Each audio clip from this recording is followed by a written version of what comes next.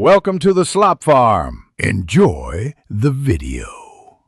In this video, I will explain how to link in Canva. Adding links transforms your static designs into interactive experiences, perfect for engaging your audience. Whether you're sharing a presentation, a PDF document, or an e-book, incorporating clickable links allows you to guide viewers to additional resources, product pages, or even other sections within your design. It's a powerful feature for making your content more dynamic and informative. To add a link, first select the text or element you want to make clickable. Look for the chain link icon in the toolbar, usually near the top right. Click it, and a small box will appear where you can paste your URL. After pasting, hit Apply or press Enter.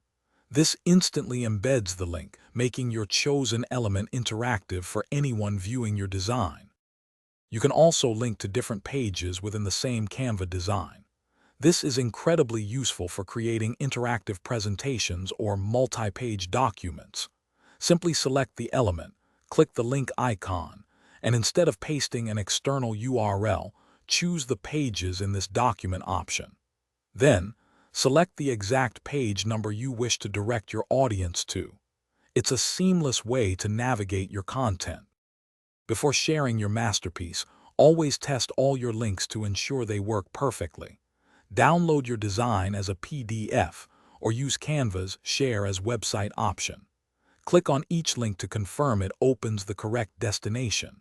This crucial step ensures a smooth user experience.